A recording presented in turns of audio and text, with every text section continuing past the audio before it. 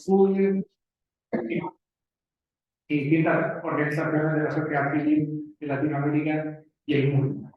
Confiamos en que este espacio de intercambio y la reflexión que ustedes nos van a compartir sea el punto de partida, una red de intercambio que se pueda extender y que pueda apuntar al buen vivir y a la cooperación sur-sur.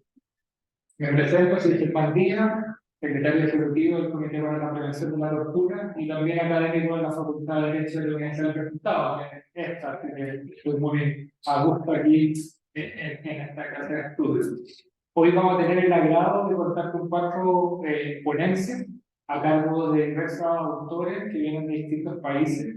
La primera ponencia estará a cargo de Alejandra Santillo, de la UOC, de la Universidad Externado de Colombia. La segunda, que tengo que lo habían llegado, de Mario López, de la Universidad de Caldas, y Dorma Rubio, también de la Universidad de Caldas. En un tercer momento vamos a tener la ponencia de la investigadora Rocío Carlos, de la Universidad Autónoma del Estado de México, Natalia Pasto, también de la Universidad Autónoma del Estado de México, y Elena Díaz, de la Universidad, y Mercedes Alcaniz, de la Universidad de Jaula. Finalmente, vamos a terminar con la presentación del grupo de investigadora, que está conformado por Marta Cabal, de la Universidad de Lorena Mancilla, de la Universidad de Antioquia, Natalia Godoy, también de la misma universidad, y Juan Diego Gómez, y Alison Morales, todos de la misma universidad. Cada expositor les recuerdo que va a tener un máximo de 15 minutos, pero es importante registrar por los tiempos, por lo tanto yo lo voy a empezar a partir de 5 minutos para que puedan ir avanzando de idea. Como ustedes gusten y les sientan más cómodos, si quieren poner de pie, pueden poner de pie y con mucho gusto les paso la energía positiva, o si quieren tomar asiento y pueden poner sentados. Bueno, esa es mi idea. Suerte que va. Daríamos inicio a este panel con una interesante presentación titulada Si no creyeran lo que he dicho, conversaciones sobre paz y procesos colectivos con mujeres universitarias de Bogotá. Invitamos a la doctora de esta ponencia.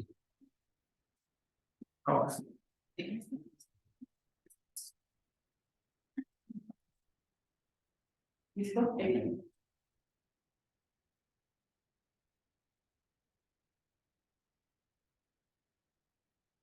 Hola, buenos días a todos. ¿Cómo están? Soy Alejandra Cantillo, psicóloga de la Universidad de Externado, y hoy les voy a exponer un proyecto de investigación que tuvo 3 años de construcción detrás, que fue mi tesis universitario, que se llama Si no creyeran lo que he dicho, conversando sobre la paz y los procesos colectivos con mujeres universitarias. Eso está hecho para que no se vea esto de aquí. Perdón, que se esconde ahí. No soy un poquito. Este mouse es un poco. Sí. Mire, no se deja. Bueno, sí, no. Pantalla completa. Problemas técnicos.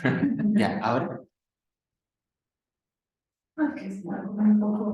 No me pregunto si se llama. A lo mejor es posible con la Bueno, el documento total tiene 4 capítulos. Voy a pasar sobre los primeros 2 un poco más rápido para centrar los principales en los resultados de consideración clínica. Vamos a ver otra vez. Bueno, momentito, por favor, no intentado aquí. Sí, me intentamos. lo que No se deja. No se deja. ya, bueno, entonces el objetivo general de investigación era indagar y conversar sobre el ser, que es este proceso individual que permite a uno entender cómo uno se construye a uno mismo y esta autopercepción a partir de la interacción con otros. Entonces la idea era conversar con estas mujeres cómo ellas se han construido como sujetas que se dedican a la construcción de paz, cuando participan en procesos colectivos que a través de metodologías como las prácticas artísticas hacen una resistencia a acciones violentas que se viven en la cotidianidad. Bueno, como referentes teóricos, rápidamente, la psicología cultural, que busca comprender las acciones, entender que todos los sujetos tenemos una trayectoria y no venimos de la nada. Como no venimos de la nada, debemos comprender nuestra vida como un proceso interconectado con barreras porosas, para entender por qué hacemos las cosas y para qué las hacemos. Y la perspectiva de paz participa y transformadora, que es una acción que adquiere características específicas de cada contexto, que busca potenciar el buen vivir, la construcción colectiva, el reconocimiento de acciones individuales, que busca potenciar procesos de reconstrucción de los espacios. Entonces, en el capítulo 2, que se llama Vengo de un pueblo valiente, de gente que lucha el pan, converso un poco sobre Colombia, que es un país que lleva 70 años y un poco más allá de historias de conflicto armado. Y algo que es bien importante es pensar que en el momento en el que yo escribí mi tesis iban 9.294.225 personas víctimas del conflicto de manera reconocida, pero el conflicto en Colombia nos ha permeado de mayor o menor manera y es algo que se ha inscrito en la manera en la que escribimos nuestra realidad. Entonces, es por esto que se inscribe en la manera en la que narramos esta historia como colombianos, que empiezan a aparecer diferentes iniciativas de paz en diferentes momentos de la vida de los sujetos, que buscan reconocer las necesidades de las comunidades en específico y que lastimosamente se alejan un poco a la mirada institucional de abordar los conflictos. Entonces, estas iniciativas de paz, que son proyectos de resistencia colectivos, autogestionados y que funcionan mucho de la voluntad de las personas que se encuentran, buscan conversar y buscan crear una agenda transversal para la resolución de diferentes problemas que los afecten a los convocados. La iniciativa de paz que yo empecé a pensarme fueron las manifestaciones, como este espacio de encuentro que busca generar un proceso de reflexión ciudadana. Y en el 2019, que fue un paro excesivamente largo en Colombia, empezamos a observar que cada vez había más procesos de paz. Había batucadas, pintadas de camisa, telas, performance artísticos. Entonces me empecé a pensar cómo la participación ha aumentado para volver la marcha un espacio de goce, pero también un espacio seguro para que el sujeto pueda expresar esa inconformidad. Entonces, ahora sí les cuento un poco sobre las compas que muy amablemente hicieron este trabajo conmigo durante 2 años. El primero es el colectivo Casamonte. Son mujeres que estudian comunicación social, producción audiovisual de la Universidad Corporación Universitaria, que busca fomentar la expresión pacífica a través de plataformas de redes sociales.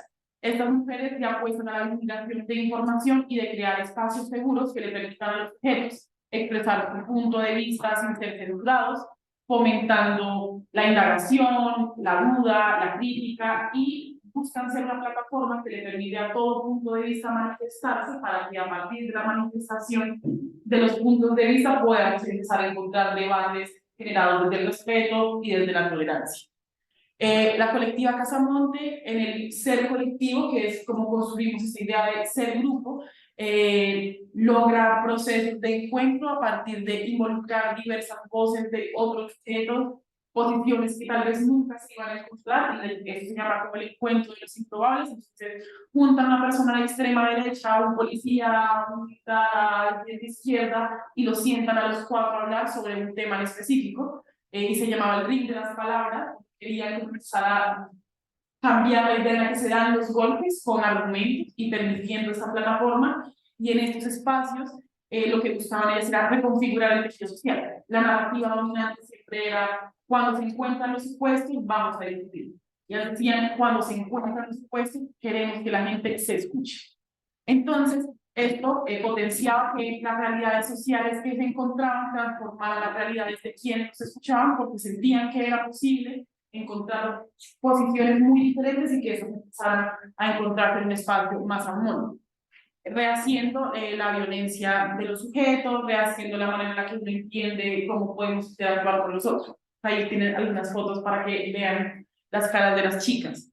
Y el arte como lugar de encuentro y transformación, como la práctica artística en sí era la construcción de performance, de guiones, de piezas, de descripciones, de imágenes, de collage, que buscaban comunicar, reflexionar y transformar diferentes noticias coyunturales que estuvieran aconteciendo en el momento. Entonces, todos los martes, durante 5 horas, durante 2 años, las chicas se sentaban a hablar y decir qué está pasando en Colombia en este momento y de qué queremos hablar. Empezaban a hablar del tema y construían como más de 15 piezas audiovisuales que subían durante la semana acompañadas de reflexiones y empezaban todo este ejercicio de difusión. Este ejercicio, que era bastante tardado pero muy fructífero, nos permitía como equipo reconocer las potencialidades que tenía cada una, las destrezas, tal vez las falencias, y empezar a encontrar en ellas 4 la posibilidad de apoyarse en la otra cuando no sé hacer algo, pero también de aprender de la otra. Si alguna no sabía hacer un guión, no era la idea de hazlo tú, yo no lo hago en ese tiempo, sino de, bueno, sentémonos una horita más juntas, construyamos el guión, enseñamos un poco a redactar. Y digo, nos sentamos porque una de las razones por las que hablo como el proyecto como propio es porque mi propuesta metodológica era ser parte de las colectivas, para que no sea un ejercicio de voy, tomo la información y me devuelvo para mi casa muy tranquila, sino de voy, nos sentamos todas a hacer y pertenecer a las 2 colectivas durante 2 años largos. Entonces, un poco de las cosas que podíamos encontrar en redes sociales. Tienen podcast y ahorita la colectiva creció a ser una fundación que tiene incidencia en el barrio de La Candelaria, trabaja con niños en condición de vulnerabilidad, comunidad LGBT, población vulnerable de condiciones, y están empezando a tener un trabajo autogestionado, de mucho esfuerzo y muchas ganas de volverse un espacio seguro y de construcción de la zona centro y en el futuro de todo Bogotá. Y la segunda colectiva se llama Entrópicas Intrépidas, que era y es un espacio de formación política que busca reconocer los argumentos de la acción en el sentir. Será siempre la consigna más grande de esta colectiva es lo personal es político, y en nuestras propias historias tenemos la capacidad de encontrar estos argumentos vectores que nos permiten organizar nuestra lógica de actuar. Entonces, esta colectiva creaba metodologías semana a semana en la que se pensaban los procesos de cómo el cuerpo, cómo habitamos el cuerpo, los dolores de la guerra, cómo sentimos las marchas nos han aparecido en el cuerpo, creamos títeres, hablamos con nuestras niñas interiores, nos permitimos bailar y sentir cómo las palabras nos recorrían, y buscaban crear un puente comunicativo horizontal y que les permitiera anclar como toda su carrera y toda su profesión a estos procesos del sentir que a veces se dejan un poco de lado en el ámbito académico. En el ser colectivo, las chicas buscaban generar procesos transformadores de contextos cotidianos, transformándose a ellas mismas, entendiendo que el primer elemento que hay que transformar, que hay que modificar, es el mismo ser para poder incidir en los espacios como de afuera. Lo que les decía, encontrar argumentos de sus experiencias, reconocer sus habilidades. Era buena para la danza, ella se dedicaba al taller de danza, maravillosas para la danza, y era crear metodologías desde los conocimientos grandes o chiquitos que tuvieran, y buscar construir lazos, gracias, buscar lazos de empatía y construir lazos sociales a partir del cariño, la apertura, la escucha, el respeto y abrazar la vulnerabilidad. En el arte, la colectiva, como les decía, creaba metodologías semana a semana de todos los temas que ocurrieran, y el primer vehículo, o lo que empezó a aparecer como muy importante, fue el cuerpo como este vehículo que se enfrenta todo el tiempo. ¿Cómo podemos crear metodologías a partir de cuidarlo, respetarlo y escucharlo un montón? Entonces el arte se volvió como este espacio que nos permitía entender que podemos transformar lo que queramos a partir de una acción no violenta o de diferentes metodologías que uno tal vez no reconoce a medida que va estudiando. Y reconocíamos la importancia de hablar. Aquí nos echamos también así 5 horas, 6 horas hablando, escuchándonos, permitiéndonos llorar, ser vulnerables, y cogíamos la historia de la otra como lo más importante que pasaba en ese momento, y todo esto fue en la virtualidad. Entonces, era una pantalla, pero todo el mundo se sentía muy cercano con la otra y siempre queríamos volver a los espacios en las dos colectivas. Este es un poco de los collages y producciones que se realizaron durante estos 2 años. Bueno, ahora sí ya pasan a los resultados. ¿Se acuerdan la pregunta que tú preguntabas? ¿Qué pasaba con ellas cuando hacían esas acciones de violencia? Pues una de las grandes conclusiones es que las mujeres necesariamente al encontrarse con otras se transforman, porque se aproximan a un espacio que busca otras formas de entender la vida. Entonces, como buscan otras formas de entender la vida y todos los viernes y martes se encontraban a escucharse, a entenderse, a quererse y a abrazarse desde lo lejos, pues la manera en la que empiezan a recibir sus otras interacciones se transforma, lo que nos lleva a pensar que aumentaron en su cotidianidad capacidades de diálogo, expresión de sentimientos, ideas, molestias, que se alinean un poco más con estos argumentos muy sentidos desde su corazón. Y lo que genera una transformación en la configuración subjetiva de todas estas mujeres, porque las reencuentra con la escucha y pone de centro de motivación de la acción y del trabajo la sensibilidad, las metas, los sueños, y no solamente la retribución tal vez económica, que eso está perfecto, pero era cómo volvemos el motor principal del encuentro, el amor por las otras y el amor por la historia propia y del resto. Y bueno, como la idea era hablar un poco sobre paz, y esta es la idea principal de qué pasaba cuando pensábamos de paz, un concepto grande entre todas nosotras, que era definir la paz como la seguridad y la confianza de que vamos a poder hacer las cosas sin que nos pase absolutamente nada en el mundo, ¿no? Ya la gente estaba cansada de poner la vida como en la mitad de la construcción y querían ver la vida como una semilla capaz de crear otras realidades. Y la paz tenía componentes de cuidado, fomentando espacios de escucha colectiva, de tranquilidad, que nos permitirá reflexionar y permitiendo que la sensibilidad sea lo primero que aparezca.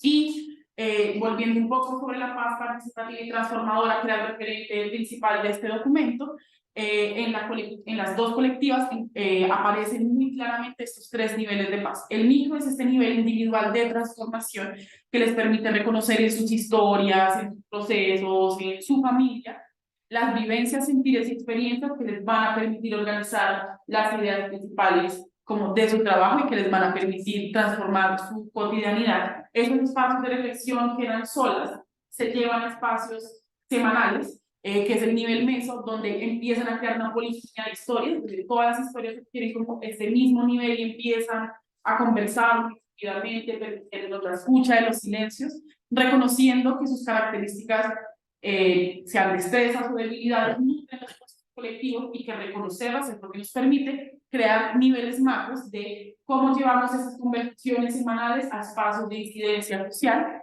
y que con esos espacios buscamos que el resto de personas con las que nos encontramos tengan la posibilidad de reconocer su individualidad y la importancia de por qué queremos construir relatos colectivos y por qué el arte nos permite construir estos espacios.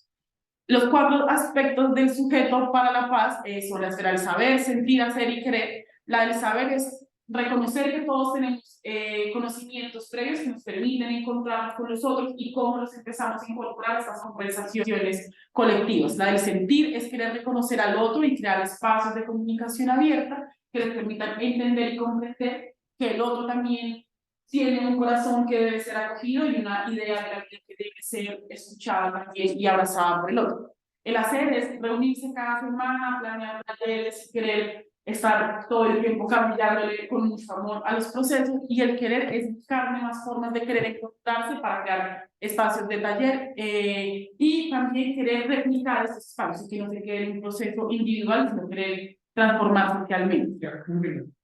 Bueno, no lo vamos a lograr, pero no importa. Así, rápidamente para acabar, reconozco que el arte nos permite encontrarnos con el otro, nos permite reconocer y nos permite encaminar la unión a entender diferentes como realidades sociales, y el ser colectivo y estas colectivas, su trabajo y su camello de todos los días, les ha permitido a ellas mujeres reconstruir el tejido social sobre el que fundamentan la vida, porque se han vuelto amigas, se volvieron colegas de trabajo y les permite entender que cada persona tiene un papel que es muy importante para la transformación de la realidad social, de la comunidad. Y algo que sale un montón, es una frase de ellas, es que podrían hacerlo solas, pero es mucho más delicioso hacerlo juntas, porque la otra la agarra el bracito, la otra le da el bracito y para adelante. Lo que permite, y es una de las cosas, es que tal vez no se cansen tan rápido si lo hicieran solas, porque el hacerlo colectivo lo hace más llevadero, lo hace más bonito. Y bueno, solamente aquí para acabar, la psicología en este espacio de construcción de paz nos podría permitir hacer mediadores de este espacio de interacción, posibilitando ejercicios reflexivos y prácticos que creen puentes comunicacionales entre los sujetos y que nos permitan la reproducción, reescritura y recaptura de los diferentes momentos de la vida para encontrarnos en un espacio que nos permita querernos, abrazarnos, cuidarnos y transformar la realidad, si nos parece. Bien.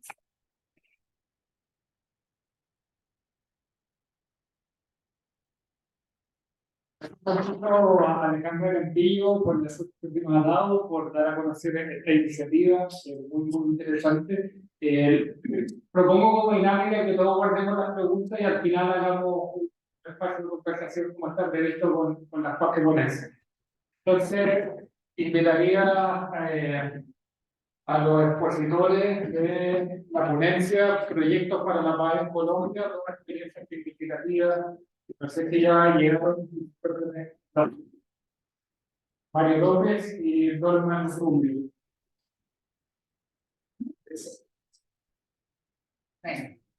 ¿No? No. Ah. Bien, bueno, nos va a dar más tiempo después para dialogar. Por desgracia no vamos a tener esa ponencia al parecer, a pesar que lleguen las presentadoras. Bien, entonces le daría paso a la tercera ponencia prevista para hoy, que se titula Construcción de Paz desde la vida cotidiana a través del cuidado, relato de familias mexicanas de una comunidad rural con proceso de urbanización durante el confinamiento domiciliario. Bien, entonces, a las colegas de México.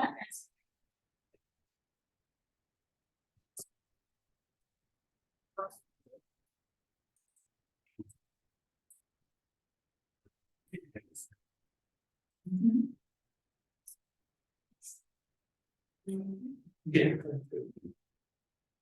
Bueno, lo que se comparte en la pantalla, agradecemos desde la Universidad Autónoma del Estado de México, pues todos los esfuerzos conjuntos desde el Consejo, el Colegio de Mediadores, la Universidad también de acá, por estar haciendo este intercambio de ideas.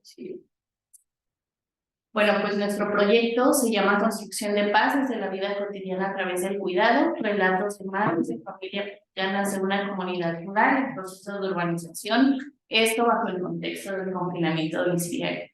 Por el momento lo presento yo, soy Janet Fajardo Gómez, pero ha sido un esfuerzo conjunto con Natalie Shell, Vázquez González, Guillermina Díaz Pérez y la doctora Mercedes Alcañiz Moscardo. Y bueno, ¿qué es lo que primeramente nos lleva a estudiar sobre la vida cotidiana de estas madres de familia? Bueno, pues creo que ha sido bastante estudiado que bajo el contexto del confinamiento domiciliario pues, vieron atravesadas sumas desigualdades. Y si bien el estudio de las mismas es complejo, cabe mencionar que pues tiene consecuencias bastante reales en la vida de cada país y estuvimos ahí. ¿En qué sectores? Principalmente a nivel económico, pero también a nivel social. Esto desencadenó en múltiples violencias, principal y particularmente la violencia de género. En México hay un informe que lo da la Oxfam y dice que las mujeres vivimos durante el confinamiento, estuvimos inmersas ante una triple crisis. Primeramente, por la sanitaria, pero también en el trabajo de cuidados y precariedad laboral. Y aquí es donde encaminamos el proyecto a decir, bueno, estamos atravesadas por desigualdades que desencadenaron violencias, y esto particularmente en el trabajo de cuidados. Y entonces ahí comenzamos a preguntarnos cuál fue la organización social de los mismos, esto bajo pues un estereotipo de las mujeres como cuidadoras naturales, incluso en contextos de crisis, Y bueno, también nos preguntamos dónde quedó el autocuidado, si es que lo hubo. Acá como propuesta de investigación para la paz, introducimos el tema de la ética del cuidado y qué pasó con la corresponsabilidad. Esta ponencia es parte de un proyecto que se titula Prácticas de Cuidado y Autocuidado de Madres de Familia de Cataluña. Durante el confinamiento domiciliario está registrado en la Secretaría de Investigación y Estudios Avanzados de la Universidad. Presentamos la pregunta de investigación que está alrededor del mismo proyecto. Y bueno, ¿cuál va a ser el orden de presentación en esta ocasión? Primeramente, mencionar los antecedentes teóricos, pasamos a abordar la metodología implementada y después presentar los principales hallazgos y algunas conclusiones. ¿Cuáles son los antecedentes teóricos que construyen y dan, pues, de cierta manera sustento a este proyecto? Primeramente, rescatar el papel de la vida cotidiana como punto de observación, pero también como ese punto de enunciación de la realidad social de las madres en particular. Centralizar la cotidianidad en ese sentido, dar cuenta de cuáles fueron los procesos de subjetividad que tienen para la construcción de sus sentidos y de prácticas sociales de cuidado y en determinado caso de autocuidado. ¿Cómo es que llevan ese proceso de subjetividad a través de uno de socialización para dar cuenta entonces de que se reproduce y que cambian esos sentidos y prácticas sociales? Después abordamos el tema de desigualdades y violencias y mencionamos que analizar la violencia de género es un fenómeno multidimensional, donde aparece la violencia directa y presentamos algunas tipologías como puede ser física, psicológica, etc. Pero también abordamos, pues de cierta manera, la violencia estructural o institucional a partir de mencionar las desigualdades económicas y sociales que presentaba anteriormente y finalmente la violencia cultural como aquel corpus cultural que legitima la explotación y o represión. Como propuesta está la ética del cuidado, donde principal y primordialmente reconocemos o rescatamos ese valor humano de los cuidados como competencia de todos y todas, no solamente como un rol o como una tarea de las mujeres como cuidadoras naturales. Generalizamos entonces de esta manera los cuidados sin carga de género, es donde decimos vamos a generalizar los cuidados sin generalizarlos. Tenemos como esta frase de cultura de paz, es hablar con la realidad del cuidado. A modo de contextualizar este proyecto, la ética del cuidado, las desigualdades y violencias. En México mencionamos que las mujeres fueron el sector más vulnerado por los efectos económicos y sociales a partir de la pandemia por COVID-19. Estuvimos monitoreando un informe de la Secretaría de Seguridad y nos dimos cuenta que hubo de cierta manera un comportamiento causal, es decir, había mucho más llamadas de emergencias al 911 cuando estábamos sin confinamiento domiciliario, pues de riesgo alto, el semáforo rojo que se ocupó ayer, pero cuando más bien estábamos en un amarillo o en un verde, esas llamadas descendían. Pero pues esas son las estadísticas oficiales, habrá que pues también mencionar toda esa cifra negra que estuvo ahí. El Estado de México ocupó el primer lugar a nivel estatal, a nivel nacional, de los 32 estados que tenemos en esas llamadas. Toluca estuvo posicionado como el municipio número 31 de 100, donde más llegaron estas llamadas. Hablamos también de una sobrecarga de actividades y de tiempo dedicado al trabajo no remunerado, entendido como las labores domésticas y de cuidado en mujeres. Y aquí de nuevo rescatamos la propuesta. La ética del cuidado es imprescindible para equilibrar ese costo físico, económico y emocional de los cuidados entre diferentes actores, si bien ya estamos como en este proceso de la nueva normalidad, sigue siendo un viraje necesario. ¿Cuál fue la metodología implementada en ese trabajo? Bueno, tuvo un enfoque cualitativo, por lo que aplicamos entrevistas a profundidad, a 16 madres de familia. Una vez que las transcribimos, las llevamos a un programa que se llama Atlas T. Ahí hicimos análisis del discurso y bueno, esto estuvo encaminado en 4 bloques principales. Analizar sus prácticas de cuidado y autocuidado de madres de familia para saber si estas estuvieron o no, o qué tal, ¿no? Atravesadas por desigualdades de género durante el confinamiento domiciliario, por lo que en esta ocasión el objetivo es mostrar algunos esbozos desde la vida cotidiana de cómo es que conjugan esos capitales simbólicos y culturales dentro de las prácticas sociales de cuidado y autocuidado, mismas que dejan ver no solamente que estuvieron atravesadas por desigualdades y violencia, sino que también encontramos que estuvieron atravesadas por acercamientos a una ética del cuidado. ¿Cómo se recolectó la información? Particularmente hicimos esta guía a partir de esta matriz, donde, por ejemplo, el rango de edad, el número de hijos, la edad de los mismos o las mismas, nos permitió ver cómo llevaban a cabo tanto sus actividades domésticas como las de cuidado. Esto bajo una construcción social de la propia maternidad. El Estado civil nos permitió ver la jefatura del hogar, cómo es que llegaban los ingresos a sus hogares y de aquí sacar la organización social de los mismos. El nivel educativo de las madres, su ocupación y más o menos cuánto percibían, nos permitió ver esa relación entre ingresos, nivel educativo y el aumento o no del trabajo tanto remunerado como no remunerado.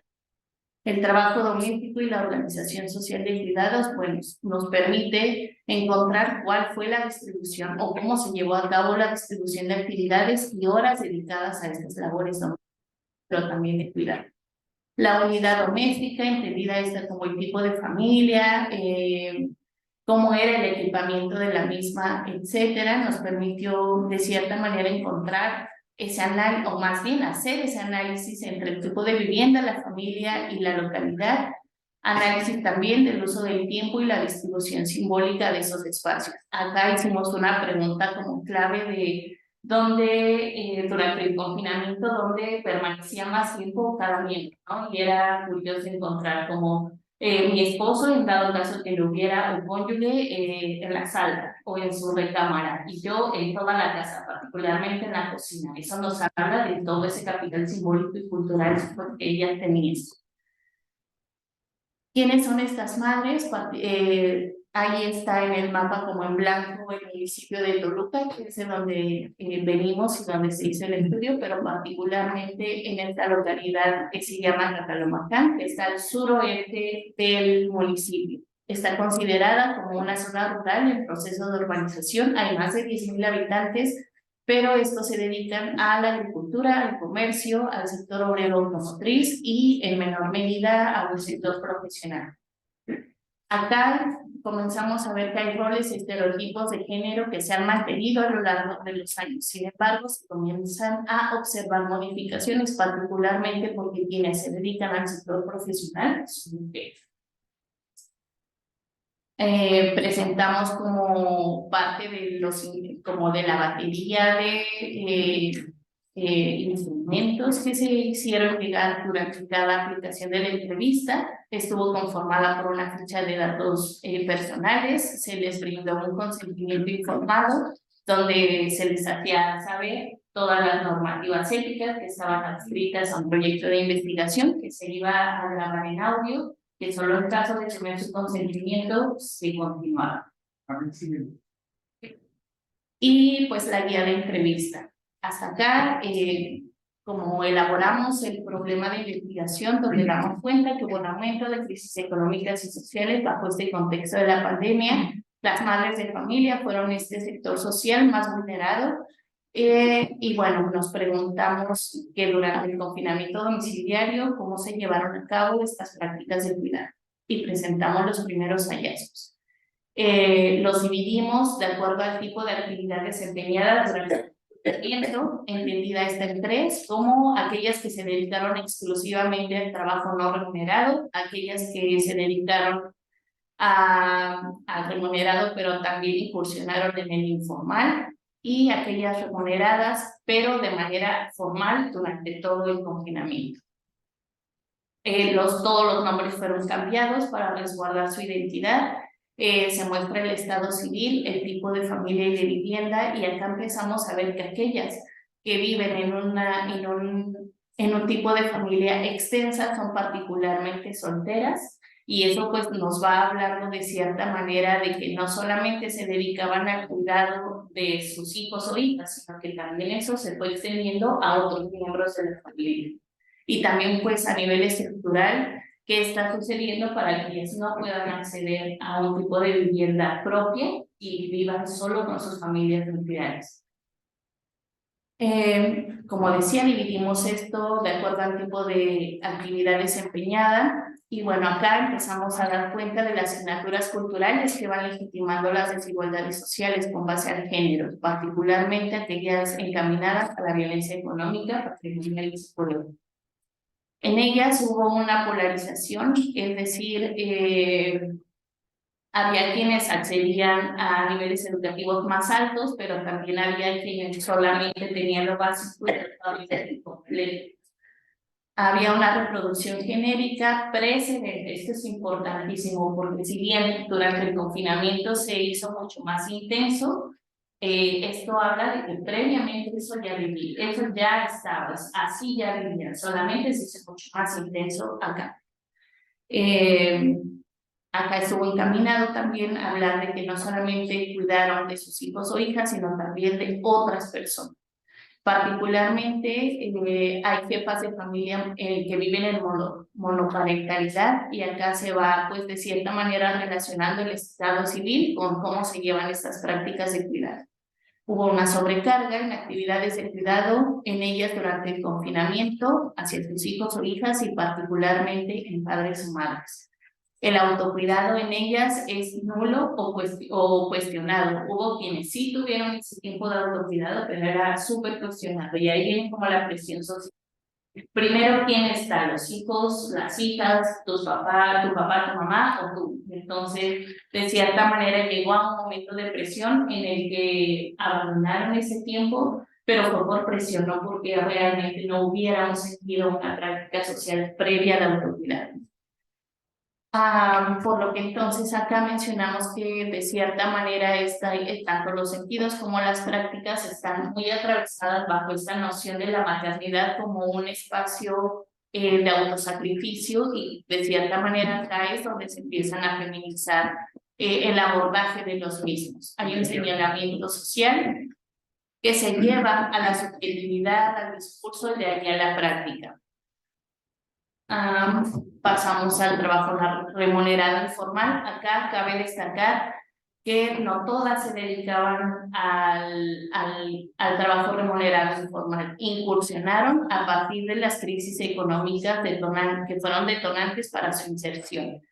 Esto pues de cierta manera se llevó para contrarrestar esa disminución de ingresos, ya sea por incapacidad o desempleo de su esposo o cónyuge. También mencionar que hubo un aumento de conflictos, no siempre se llevaron a la violencia, sí hay un caso que detonó, pero no todos, ¿no? Y acá es donde se empieza a ver, bueno, el conflicto es inherente, pero cómo se elabora, cómo se aborda para saber si detona en violencia o cuáles son sus estrategias. Y ahí empiezan a aparecer de cierta manera todas aquellas referentes a la construcción de paz. Hablamos que también aquí hay jefatura, pero también se empiezan a llevar esas transformaciones, ¿no? Si bien hubo quienes llevaron triples jornadas, es decir, llevaron al frente labores domésticas de cuidado y aparte se encargaron del negocio, también empieza a haber transformación. En aquellas quienes vivían con sus parejas o sus cónyuges, hubo de cierta manera diálogo y cooperación. Decíamos, sí, hubo conflictos porque pues implicó de cierta manera no solamente la transformación de la dinámica familiar, sino de la vida cotidiana en sí, ¿no? Pero acá empezamos a rescatar esas estrategias. ¿Cuáles fueron? El diálogo y la cooperación, que reorganizó la vida cotidiana a partir de que termina el confinamiento, ¿no? Eso pues se hizo necesario, pero una vez que termina, se mantienen estas estrategias. Y el tiempo para cerrar. bueno, pues acá igual lo vamos a rescatar acá en estas conclusiones, que el papel de la organización previa, pues si bien hubo una pronunciación o intensificación, tanto por aquellos que están atravesados por desigualdades sociales y violencia de género, también hubo una pronunciación o intensificación de aquellos tendientes a la construcción de paz desde la vida cotidiana. Hay casos en donde la innovación de su maternidad se está dando, particularmente de aquellas que se dedican al trabajo no remunerado, donde si bien pues de cierta manera vienen de una construcción pues de sus familias de origen muy distinta, ellas a través de su propia maternidad reconocen la internalización de esos roles, pero buscan ejercerla desde la cooperación. Hay una proyección y apoyo mutuo en aquellas que se dedican al trabajo remunerado informal, particularmente de algunos miembros de la familia, particularmente por sus cónyuges, y que pues ese está, si está participando o no, un papel decisivo tanto para la perpetuación y transformación de dinámicas tendientes a la violencia o para la cooperación en la vida cotidiana. Por lo que concluimos que está comenzando a haber pues ciertos cambios en la vida cotidiana en los sentidos sociales no solo de madres, sino también de quienes ejercen una paternidad en este caso, por lo que si pudiéramos decir, las mujeres, los hombres están participando, la familia en sí está participando, y entonces todo pasa de ser un reto de masculinidades y familiar a empezar a mirar a otros aspectos. ¿Qué pasa con la comunidad del mercado y el Estado para que de cierta manera esto se siga dando como a micro nivel y no se amplifique? Por lo que entonces, bueno, decimos, la familia reconoce el valor humano, pero resulta necesario seguir transversalizando la perspectiva de cuidado en esos sectores. Y bueno, pues serán bienvenidas sus dudas, comentarios o reflexiones al respecto. Muchas gracias.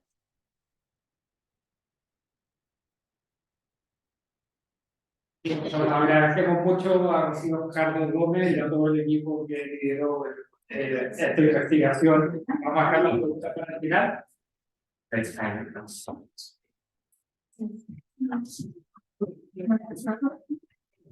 gracias por haber llegado a los compañeros de esta ponencia. Daríamos espacio a la presentación del estudio Escuela de Líderes, Gestoras y Gestores de Soberanía y Seguridad Alimentaria y Nutricional.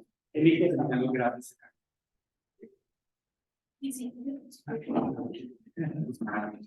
Gracias.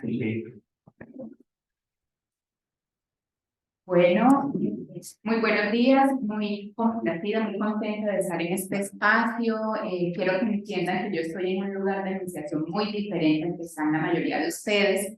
Esto significa, sin duda, salir de una zona de confort de la profesión que tengo como base, que epistémicamente está centrado muy en un enfoque biomédico, biologicista, aunque tratamos la nutrición o más bien el alimento, pues es desde esa perspectiva. Entonces, un poco la motivación de este trabajo es desde lo académico, una motivación que implica un desencanto también por un tipo de ciencia hegemónica, casi siempre extractivista, en la que vamos, recogemos información, procesamos, y ahora con este sistema que yo llamo es como un sistema de estímulos muy perversos para los académicos que entre más publicamos, pero que publicamos en inglés, en revistas que no son del acceso de la mayoría de las personas a quienes nos debemos y supuestamente a quienes deben llegar esos hallazgos y esos resultados para transformar sus realidades.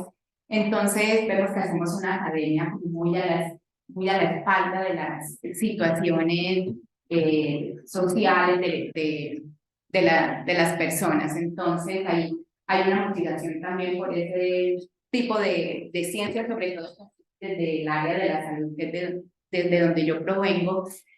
También hay un tema de contexto, si se quiere, geopolítico, mundial, pero también en Colombia con la inseguridad alimentaria. Yo no sé si todos están familiarizados con los temas de la inseguridad alimentaria, pero el hambre sí es muy cotidiano y es muy cercano a nosotros, ¿cierto? Las cifras todo el tiempo están en incremento, pese a que se han hecho una serie de cumbres mundiales, la ONU, la FAO, y cada vez que vamos cambiando de discurso, que los objetivos del milenio, ahora que todos hablan de los objetivos del desarrollo sostenible y se promulgan unas metas, parece que cada vez de manera casi que directamente proporcional a esos acuerdos se incrementará el hambre, porque cada vez estamos más lejos de conseguir al menos el 2, que es hambre cero de los objetivos del desarrollo sostenible.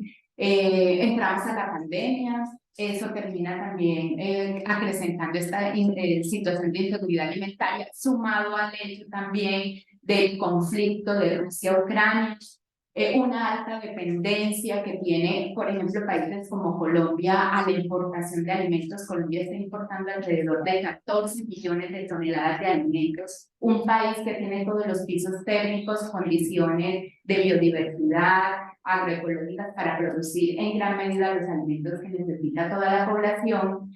Importamos insumos también para producir alimentos, porque no es una producción agroecológica, es una producción que depende de los agroquímicos, todo esto por la revolución verde, que seguro ustedes han escuchado que introduce esta forma de producir alimentos. Yo lo llamo así un cóctel muy nefasto que tiene al país hoy, según una investigación que también tuve la oportunidad de participar, en que el 70% aproximadamente de los hogares del país, luego de la pandemia, se encuentran en inseguridad alimentaria. Además de las profundas inequidades sociales, ustedes saben que Colombia, según el mismo Banco Mundial, es clasificado como el segundo país más desigual de América Latina. Bueno, entonces, les decía que estoy en otro lugar epistémico porque normalmente el tipo de investigación que hacemos es cuantitativa, también hacemos cualitativa, pero no hacemos investigación participativa o estos abordajes que son de co-construcción, coproducción y de diálogo de saberes.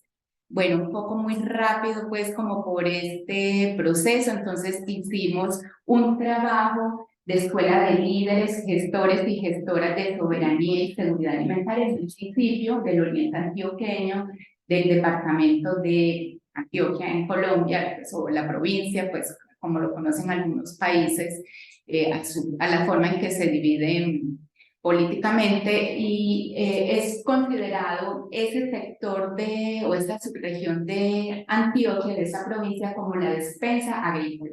Está cerca, muchos de sus municipios están cerca a la gran urbe y es, por decirlo, proveedora sobre todo de frutas y verduras para el área metropolitana. ¿Qué sucede con Granada? En el año 2000 hubo un atentado, pues ha tenido pues una confluencia de todos los actores que ya a lo largo, perdón, de estos días de Congreso de las ponencias de Colombia, y en el 2000 sufre un atentado por la guerrilla. Era un municipio de 10.000 habitantes y se desplaza el 90% de su población. O sea, una situación impresionante, y este municipio con su vocación básicamente pues, agrícola, ¿cierto? Hoy, 23 años después, no tienen ni siquiera la población que tenían entonces. Se están dando procesos de retorno, y parte del trabajo que realizamos justamente es con un colectivo de mujeres, de lideresas, en toda esta apuesta de resistencia y de persistencia al conflicto armado, que hacen una agrupación llamada Tejipaz. Ellas son productoras de café, pero también de otros productos, de otras verduras, y con ellas realizamos, y con ellos, más con ellas, hubo poquitos hombres, este trabajo. Bueno, este trabajo entonces fue realizado alrededor de varias metodologías participativas, alrededor del sistema alimentario que ellas querían y se soñaban para su municipio. Aquí, por ejemplo, con esta metodología lo que hicimos fue tratar de bajar esos conceptos que están en las políticas, que son muy de la academia, para construir con ellos elementos como el derecho humano a la alimentación, la soberanía alimentaria. Aquí, por ejemplo, les decíamos, bueno, describan qué es un desayuno típico antioqueño, la arepa, el quesito, el chocolate, qué se necesita para producir la arepa. Entonces nos íbamos hasta el eslabón primero de producción, su transporte, y luego una segunda parte, entonces era la que consideraban ya hablar como el abordaje de todas estas temáticas que tenían que ver con estos conceptos para hacerlos más familiares y más cercanos a ellas, ¿cierto? Entonces, aquí, por ejemplo, con estos carteles hacíamos todo ese tránsito y ese trayecto que tienen los alimentos y la construcción de todos estos conceptos para poder comenzar a tener un lenguaje común en el que nos pudiéramos pues, comunicar y entender. A ver si otro muy importante, por ejemplo, fue la línea de tiempo. Aquí es muy importante porque nosotros al principio no lo teníamos claro, pero cuando comenzamos a trabajar con ellas y ellos, nos dimos cuenta cómo ese evento del año 2000 partió en dos su gira. Entonces, siempre que teníamos los talleres o estos ejercicios de diálogo de saberes, nos decían, pero antes del 2000 o después del 2000. Entonces, tuvimos que recurrir a esta metodología también porque nos dijimos, aquí hay que reconstruir esta historia porque definitivamente para ellos hay un antes y un después de lo que fue su sistema alimentario, su soberanía alimentaria antes del atentado y después del atentado. Entonces, miren aquí cómo nace justo después del atentado, 3 años después, estas asociaciones como Afrovida, Tejipaz, se da en 2013 ya un retorno, aquí comienzan a dejar plasmado como esos eventos, esos hitos que son muy importantes para ellas y para su municipio.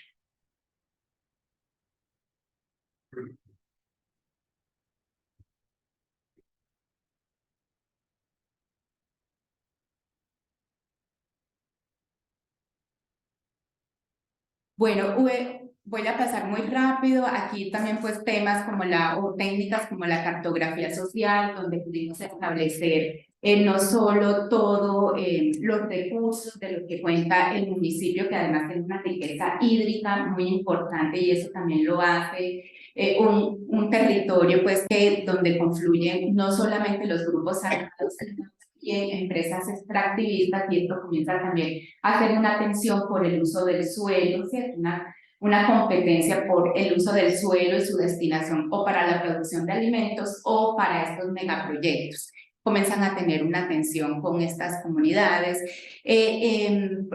estrategias de información, comunicación y educación. Aquí pudimos hacer en la plaza del pueblo muestra de productos elaborados y además producidos localmente, ¿cierto? Como una estrategia también de un poco de reconocer y volver a la plaza pública como un lugar donde se encuentran para la compra de alimentos y promover todo este asunto de los circuitos cortos, porque con estas lógicas que ya los municipios hasta más pequeños ya vemos formatos de comercialización de alimentos que son supermercados, se ha perdido la lógica del mercado campesino, por ejemplo.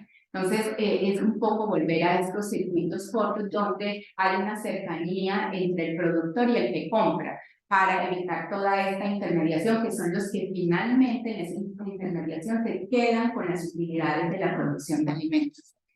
Y un asunto también muy interesante es que con ellas pudimos identificar estos asuntos que vienen de otra metodología que tuvimos que hacer conversaciones con politólogos, con gente experta en planeación prospectiva, esto es de la planeación prospectiva, como esos hechos o fenómenos que tienen potencialidad de transformar el sistema alimentario, pero hacia un sistema alimentario saludable y sustentable. Entonces, ok, gracias. Es así como aquí entonces con ellos construimos estos factores de cambio, identificando, como les digo, estos fenómenos, estos hechos que para ellas eran claves trabajar y sobre todo hacer un trabajo de incidencia política para que los actores locales, los gobernantes, tuvieran en cuenta estos factores de cambio en el diseño en la hechura de las políticas públicas y la política pública alimentaria del municipio. Entonces, aquí se identificaron 23 como de esos hechos o motores de transformación de ese sistema alimentario, los describimos, luego los priorizamos con ellos. Aquí, como ustedes pueden observar, un asunto que tienen en primer lugar es el tránsito hacia la agroecología por medio de la recuperación de prácticas tradicionales. Un segundo elemento es un comercio justo de alimentos. Todo esto son asuntos que ellas y ellos pues identificaron, cambios de los costos de producción, transformación y comercialización de alimentos, comercialización, compra y consumo local de alimentos, por lo que les digo, hay un asunto que ya incluso permea hasta estos lugares pues más remotos, se podría decir más pequeños, y es toda la transformación en las prácticas de consumo de alimentos por los productos ultraprocesados, los industrializados, que incluso están estrechamente relacionados y conectados con la alta prevalencia que hoy tenemos de obesidad, incluso desde edades muy tempranas y enfermedades crónicas no transmisibles, diabetes, enfermedades cardiovasculares, etc.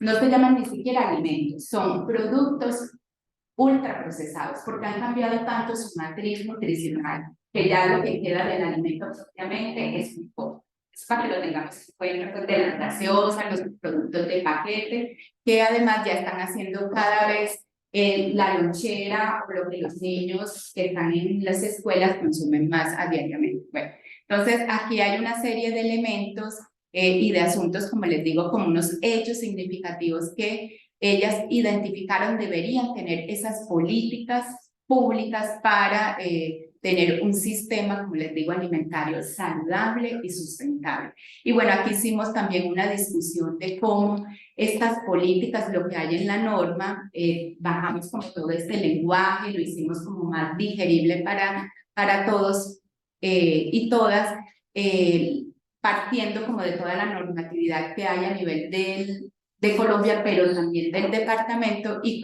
para que la apropiaran, pudieran también entonces hacer como un proceso de incidencia política, como les decía ahorita, ante los gobernadores locales para los futuros planes y proyectos de alimentación y nutrición que se quisieran construir en el territorio.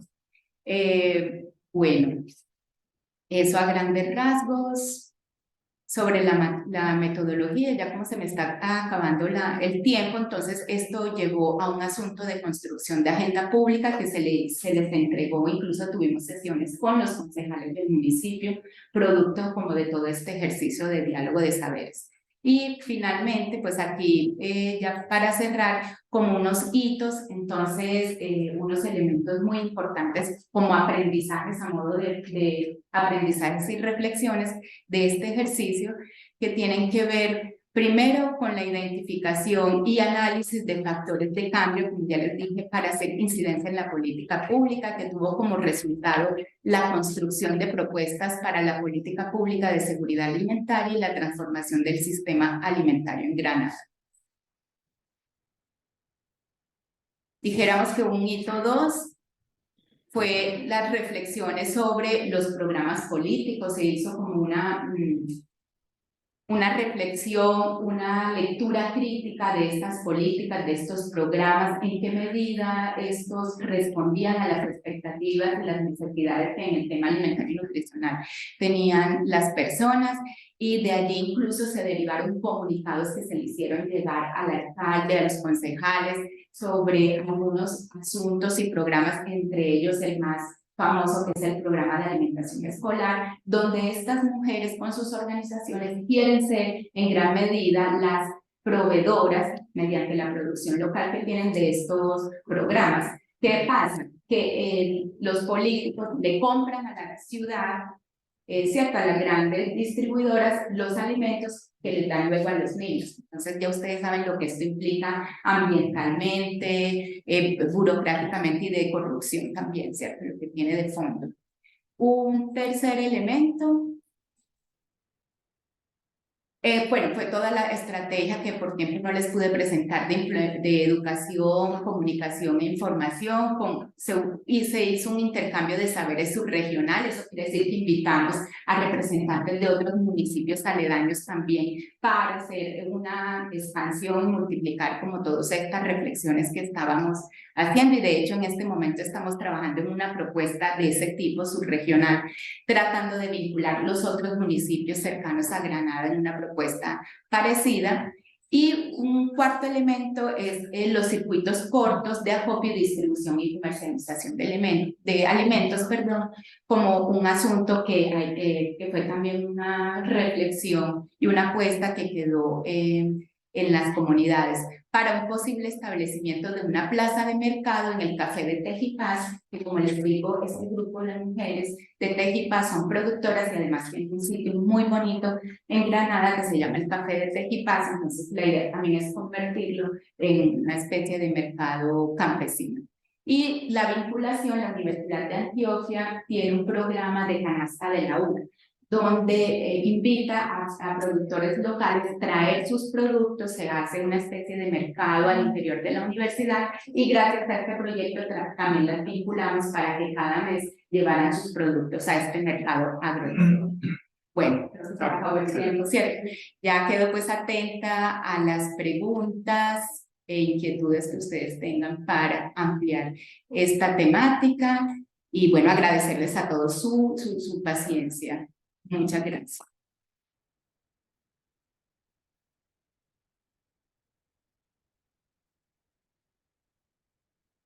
Era que expuso a un de vuestros compañeros de investigación, y entonces vamos a tener un espacio para poder comentar, debatir, preguntar. Invitaría tal vez a que puedan pasar adelante, después de Juan Carlos así, a Alejandra, Rocío y a Lorena.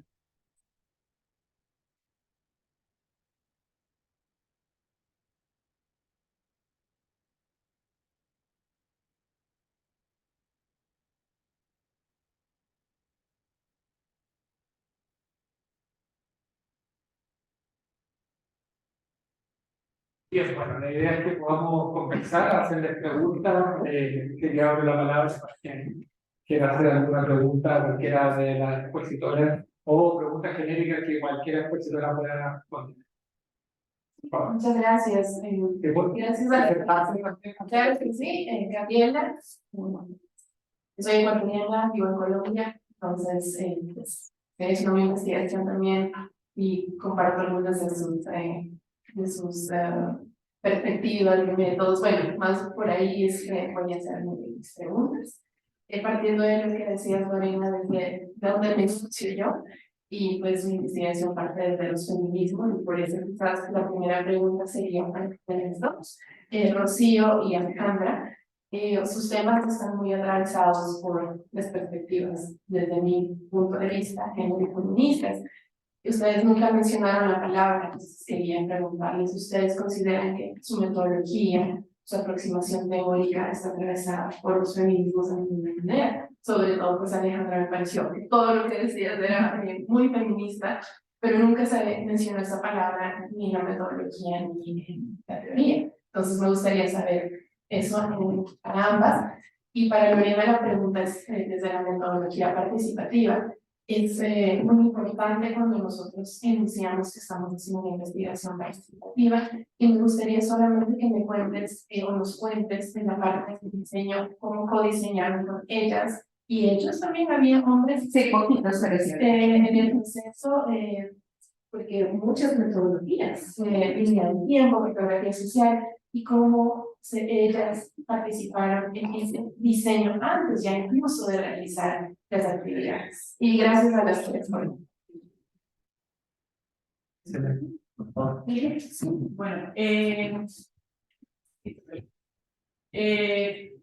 yo siento que sí, porque se vuelve tal vez el feminismo como, bueno, yo empecé a ver tal vez ya como la acción en sí, como una manera también de enfocar la realidad. Entonces, no necesariamente, yo misma como mujer psicóloga feminista con perspectiva de género, pero se vuelve como una de las herramientas y las gafas con las que leo la universidad, y no solamente como el concepto en sí, porque también muchas de estas mujeres no se denominaban feministas, y decía yo que ponerlo como feministas en Bogotá o desde una perspectiva feminista, pues no me iba a permitir entender la riqueza de los procesos colectivos en su gran diversidad. Entonces, las gafas me las ponía yo, pero no se las ponía a ellas en el proceso, pero sí hay muchos principios de un feminismo interseccional que reconoce la diversidad, que quiere el enfoque con todos, que hacían parte de la lectura de los procesos y que nos fueron permitiendo como equipo empezar a reconstruir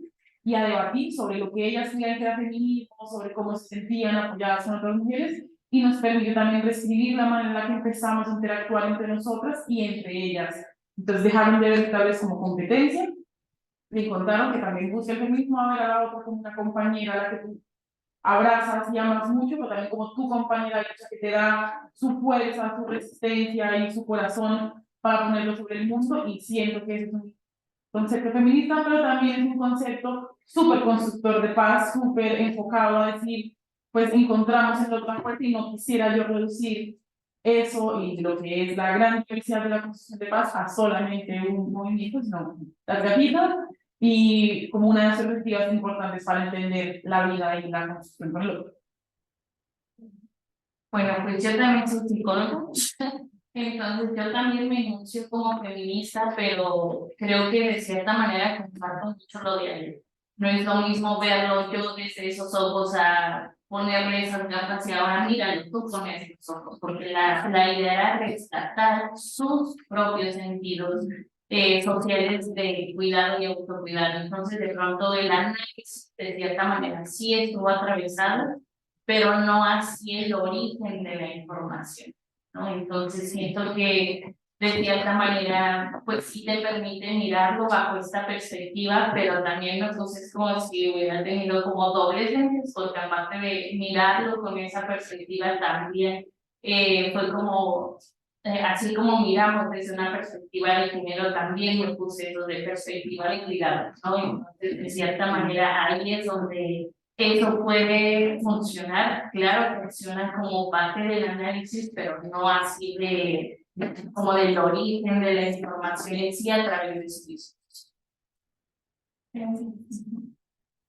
Gracias por la pregunta. Bueno, yo también voy a meter en esa primera pregunta, sí. Soy nutricionista de base. Entonces estoy apenas incursionando en estos temas del feminismo, pero si algo tiene que ver con esta perspectiva es lo alimentario y lo nutricional. Dentro de todas estas temáticas que se han mencionado a lo largo de estos días, del cuidado, del trabajo no remunerado, es un asunto fundamental del cuidado, es lo alimentario, y ni que hablar de la gestación, de la lactancia, etcétera.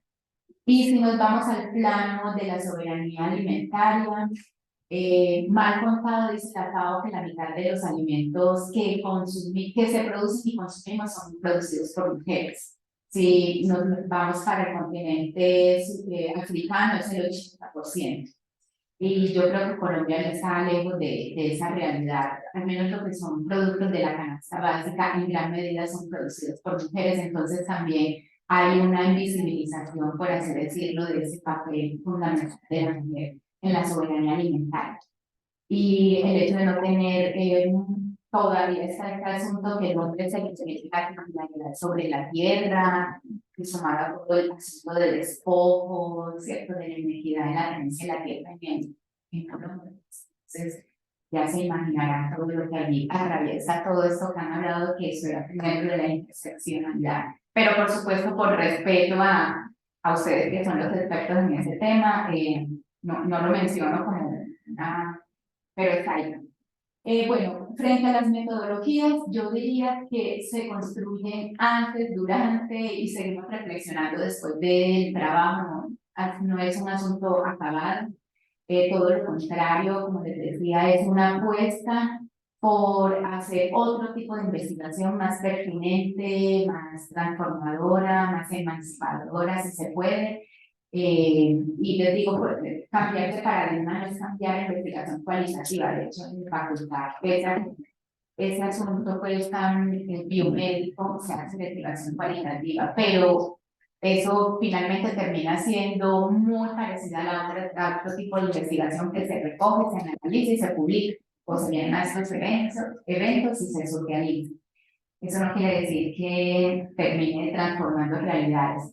Entonces, en el caso particular de esta escuela de líderes gestoras de seguridad alimentaria, primero tuvimos unos acercamientos con estas asociaciones de mujeres para hacer como todo el diseño. Además, se ven muchas metodologías, pero fue un trabajo de 2 años, ¿cierto?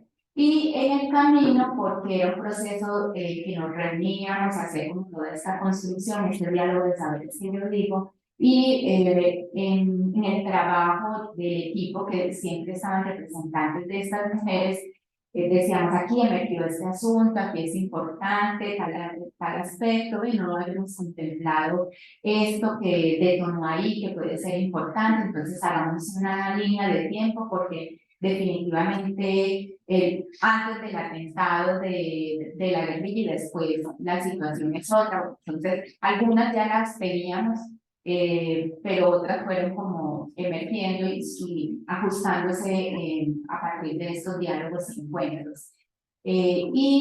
Durante el proceso, no lo dije también, estas gestoras hacían un proceso de extensión hacia las veredas, porque nosotros nos concentramos realmente en el caso urbano. Entonces también ahí emergieron otras metodologías que eran propias de la trayectoria que ellas también traían, porque esta investigación tiene que partir siempre con nuestra conciencia de que uno no llega como tabla rasa a los territorios, sino que hay que partir ya de la trayectoria y todo el reconocimiento y la experiencia que ellas tienen.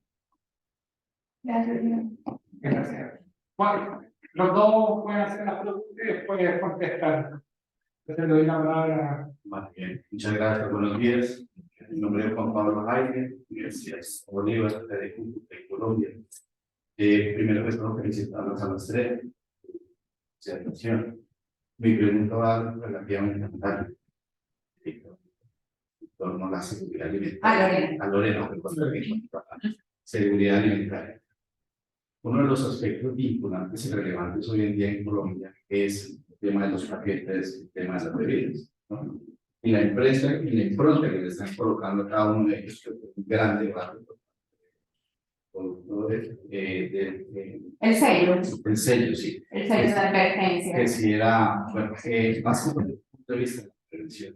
Sí. Sí. Entonces el debate se centró que si era redondo, si era cuadrado, Sí. Era, para mí era una tontería, pero lo que importaba era que genera eso, los vienen las cajetillas de cigarrillos, por ejemplo, ¿no? Hoy en día en la primera infancia, en los jardines se está generando un proceso grande en torno a ello. Yo tengo una niña de 6 años y el año pasado en su jardín decía la directora: papitos, tratemos de no colocarle sus loncheras gaseosas, papas o dulces, ¿no? Porque si identificamos que durante 15 días el niño trae 3 veces el producto, pues ya empezamos a generar un plan a través de la nutricionista que tiene el instituto. Esto está generando cambios significativos en toma de choque, porque una de las cosas es, o se levanta uno temprano, o la niña se levanta, no se quería levantar, y ¿qué es lo que hace uno? La lonchera de la niña. Entonces, una vez a la tienda al lado del colegio, una gaseosa, unas papas, y las coloca y ya está. Y todo ello ha generado hoy en día cambios significativos en cuanto al metabolismo y a la forma de alimentación de nuestros niños, y nosotros también de adultos en ese mismo aspecto. En su investigación pudieron llegar hacia esos sitios para mirar el comportamiento en los colegios o en los jardines en referencia a ese punto. Bueno, vamos a escuchar. Sí, yo quisiera complementar mi nombre es Francisco, de la Universidad Academia de Humanismo Cristiano. En la misma base, te quiero invitar a Chile en el primer momento del primer gobierno de Sebastián Piñera, cuando se lanza este programa Elige Vivir Sano. ¿no? Y posteriormente en su segundo periodo elige vivir sin drogas, elige vivir. Y ahora tú nos presentas esta estudio de la seguridad alimentaria. Y en atención a lo que decía el colega acá, ¿qué poder efectivamente tenemos de elegir? ¿Es la elección? ¿En serio la hay? Porque él nos comenta un caso, va a afectar lo primero que encuentra y tenemos hoy día en América Latina la posibilidad efectiva de elegir. ¿Qué podemos elegir? ¿Quién tiene la capacidad de elegir? ¿Dónde se encuentra en esa capacidad de la elección? Interesante. Además de si era rombo, redondo, la discusión era la libertad que le asiste a cada individuo de elección. Y otros discutimos en un sistema corporativista que ha cooptado la producción, la distribución, la comercialización, además las multinacionales de alimentos, hoy las transnacionales, muchas de ellas tienen más recursos, más poder que cualquier país latinoamericano. Inciden directamente en el tipo de políticas que se toman. La verdad, la posibilidad de elegir es bastante restringida, consumida, pero sí hay que por eso hacer este tipo de ejercicio de la base para interpelar justamente ese sistema tan hegemónico, tan apabullante, hay un marketing súper agresivo y prácticamente eso ha hecho que se den estas transformaciones en el consumo de alimentos, en los patrones de alimentos, dejando de un lado la alimentación tradicional, autóctona, y transitando hacia estos productos que, como les digo, no son alimentos, son productos comestibles. Los mal llamados juguitos en Colombia les dicen juguitos y lo que tienen de fruta es menos del 10%, lo demás es azúcares y que están estrechamente vinculados, como les decía,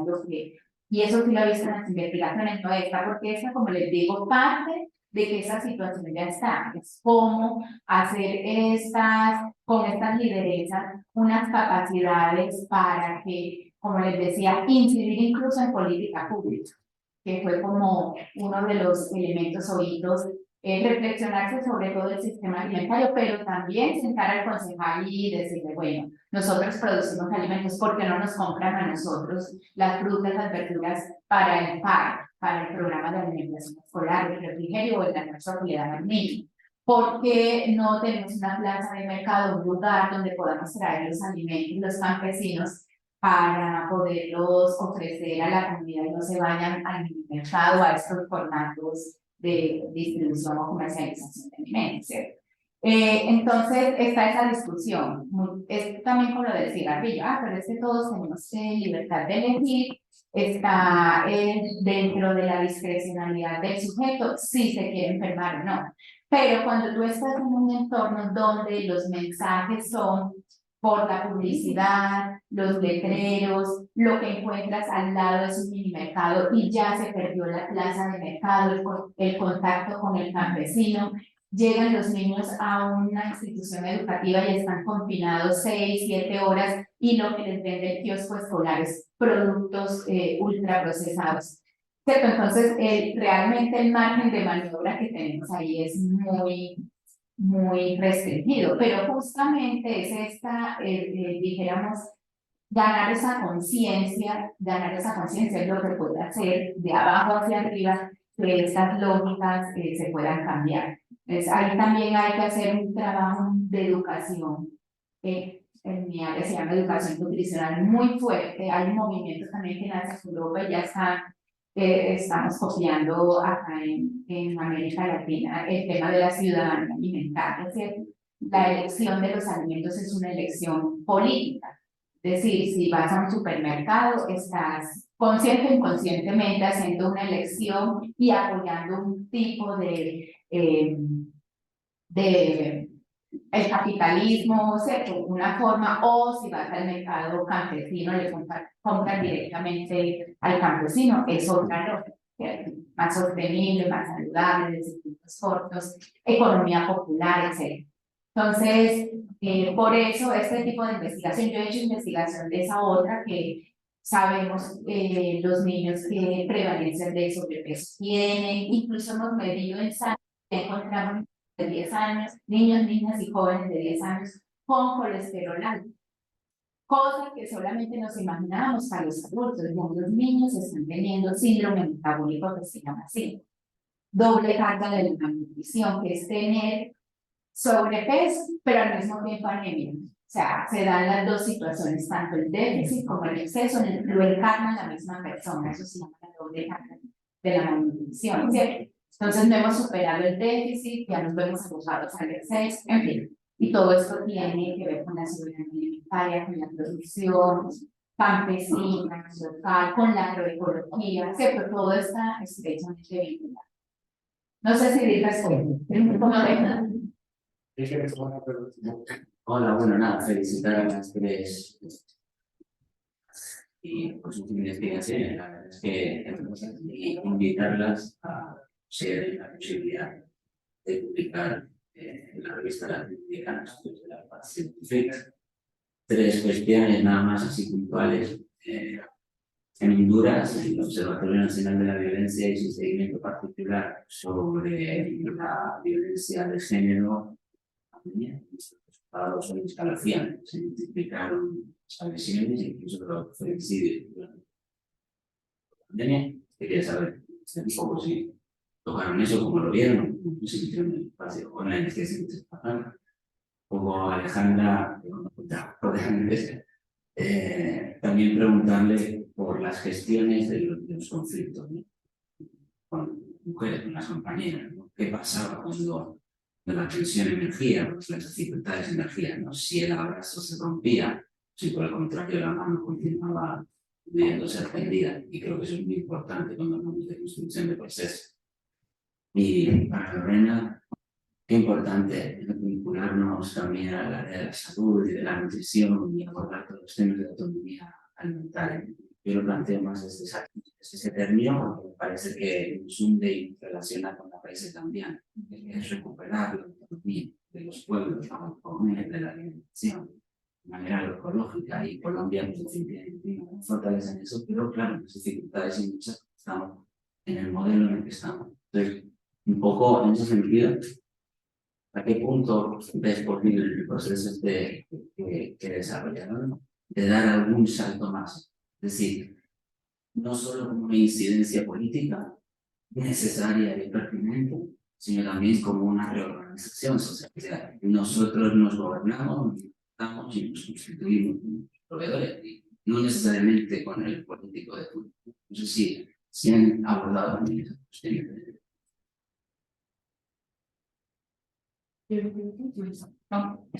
Pues sí lo observamos sobre todo en esa parte de contextualizar el porqué de la investigación, ¿no? De pronto, como lo decimos, hubo un incremento, pero ese número ya era alto. Entonces, de pronto, incluso tanto en la OSAM, que es algo que mira a nivel Latinoamérica, sí nos habla de que no solamente estuvimos como en esa pandemia en la sombra, sino también de números bastante críticos, ¿no? Sobre todo en la reducción de ingresos para los programas que atienden los efectos de la violencia particular de género. Bueno, la reducción de presupuestos fue uno, otro, pues de cierta manera contabilizar el retraso en esta agenda que de cierta manera trataba de disminuir la violencia, sobre todo en uno de estos objetivos del 2030, ¿no? Después retrocedimos los avances que se esperaban hasta en un 30%, ¿no? Es decir, todo lo que se venía trabajando fue como 3 pasos hacia atrás potencialmente, ¿no? En México particularmente sí vimos un aumento, sobre todo en esos meses de extremo confinamiento, pero siempre estuvieron altos. Particularmente fue como el doble de llamadas, más o menos, durante este tiempo de confinamiento extremo, y también hubo casos de feminicidio. Ahí es donde posicionamos como esto, porque en México es como feminicidios en el norte, Ciudad Juárez, ¿no? Pero también nos dimos cuenta que al centro, que es donde se contextualiza esta investigación, Estado de México fue el primero, ni siquiera Ciudad Juárez, ¿no? Fue Estado de México, ¿no? Y aquí pues nos empezamos a preguntar si eso es lo que vemos, eso es lo directo, ¿no? Pero ¿qué pasa a nivel estructural? ¿Dónde están esas políticas, si es que las hay? ¿Dónde está el apoyo en cuanto a ese presupuesto? Que tampoco hubo, y particularmente en algún momento previo a la pandemia laboré en una instancia municipal de atención a víctimas. Y entonces hubo un momento en el que en el instituto se decía, como estamos en pandemia, se va a reducir el tiempo, ahí trabajamos por proyectos, no hay seguridad laboral. Entonces de pronto va a haber reducción de presupuesto y entonces eso implica o reducir presupuesto para los programas o para ustedes a nivel salarial, ¿no? Entonces, pues de cierta manera era un encontronazo pues de la vida en cualquiera de las dos, ¿no? Entonces, pues sí hubo un cambio muy fuerte y que creo que todavía, y no sé si nos podremos recuperar pronto, pero que eso, pues de cierta manera, guarda la vida cotidiana de todos y de todas, particularmente de madres de familia, y ni hablar de las infancias. Bueno, el tema de los conflictos, tal vez durante el desarrollo del documento salía un poco y tal vez intentaban resolverlo encontrándose otra vez, hablar y decir, bueno, esto no me gustó, pero pienso que podríamos hacerlo así, pero los conflictos siempre fueron como una cosa sobre la que tal vez se metió un poquito como debajo de la alfombra porque tenían otras cosas que hacer. Y también el deseo de encontrarse se volvió un poco más grande que la adversidad. Pero lo es como el proceso no murió, ahora sí tengo una muy buena respuesta después de la sustentación, y es, ahora sí nos estamos enfrentando a un conflicto en uno de los espacios. Y lo que hemos hecho para abordar ese conflicto ya ahora como fundación y desde el acompañamiento es, aunque estemos muy molestas, nos tomamos 10, no hablamos cuando estamos con la ira, porque sentir ira es una cosa que todos sentiremos, no queremos nunca hablar otra vez de la rabia. Vamos 10, nos vamos y nos damos una vuelta, nos comemos algo que nos guste, una frutica, un poquito de agua, nos lavamos la cara, y cuando todas estemos en la disposición de escuchar a la otra y de no actuar de como, es que tú hiciste sino yo me sentí de esa manera. La situación la ponemos sobre la mesa y empezamos a conversar desde cómo yo me sentí y a empezar también a reconocer lo que cada uno hizo para que la situación se volviera un conflicto, y dejamos de conversar en lógica de que tú tienes la culpa de todo lo que está pasando, porque ya nos había pasado que cuando conversamos desde ahí, la conversación se vuelve como una candela y nos sentimos después todas muy incómodas. Empezamos a hablar desde mi corazón se sintió muy triste por eso y intentamos no mencionar a la otra. Y la metodología se vuelve un poco dolorosa y disruptiva porque tal vez a uno le cuesta un montón reconocer que uno también tiene participación en los conflictos. Y a uno le cuesta también creo reconocer que uno es un ser humano que puede lastimar al otro al que ama mucho. Y que puede lastimar al otro al que abraza y le da un besito. También a veces quieres y que el otro la quiera, también es como, ¿qué hice yo? Pero en estos ejercicios de conversación que se nos van largos, intentamos trabajar sobre los sueños, trabajar sobre el cuidado y decirle a la otra después, perdón porque sé que te lastimé, perdón porque también sé que mi acción, pero desde un ejercicio de cada una se toma el tiempo ya de escuchar a la otra y no responderle enseguida. Se toma la reflexión, cada uno expresa lo que se siente, después hacemos como, ok, queremos tal vez responder alguna cosa, siempre desde una, al final de la sesión, esperamos siempre que se cierre el espacio como, ¿estamos bravas? Sí. ¿Nos vamos a abrazar? También.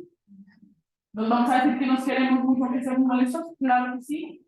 Mañana volvemos a trabajar juntas y hacemos como reconociendo que esto lo hicimos, que esto pasó y que no queremos que esto vuelva a sucederse, porque los conflictos siempre los vamos a tener. Lo importante también para esas colectivas es la manera en la que abordamos las situaciones de conflicto y la manera en la que conversamos con la otra a partir de sentimientos no tan placenteros como podría ser la rabia o la tristeza.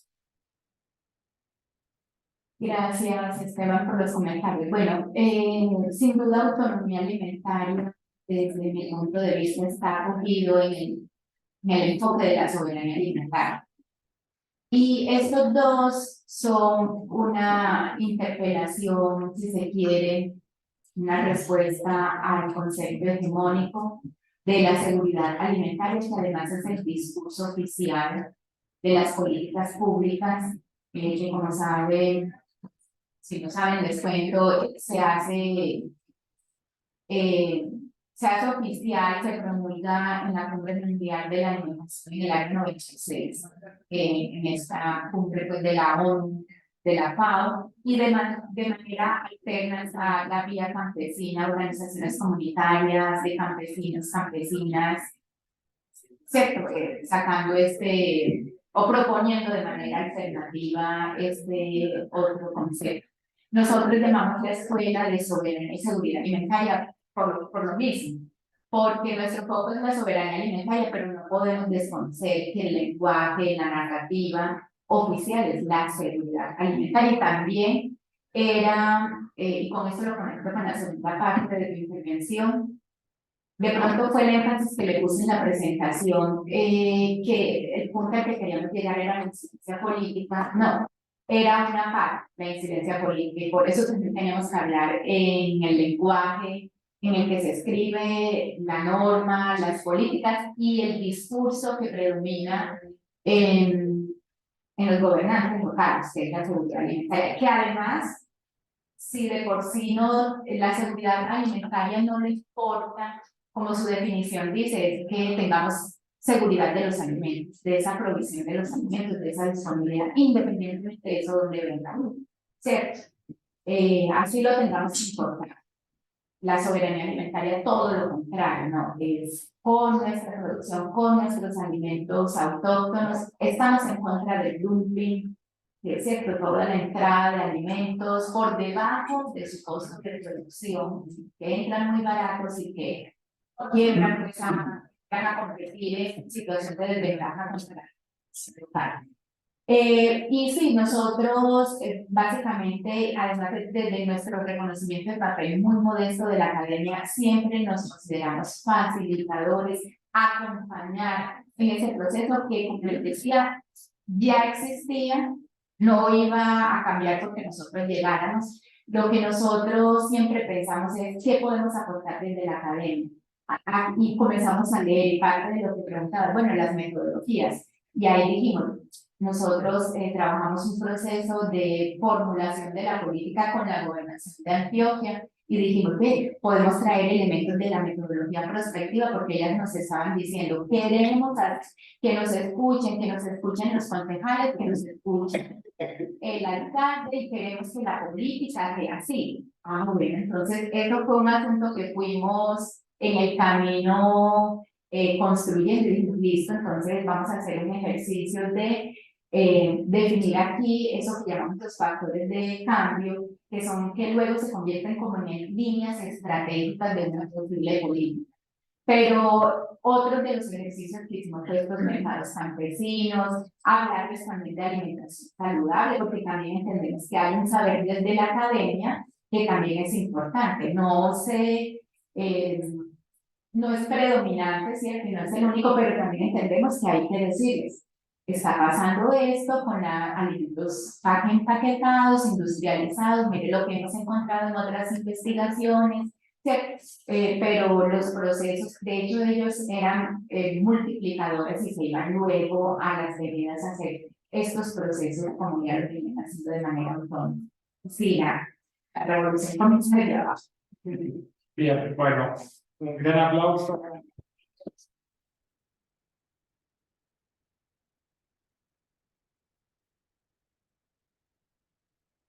Bueno, de tiempo no podemos seguir conversando aquí, podemos hacerlo fuera de la sala porque después vienen nuevas sesiones y le presento la jornada de cierre del seminario a la 1:30 de la tarde en la sala E11, que ubica en el edificio que está de la cafetería.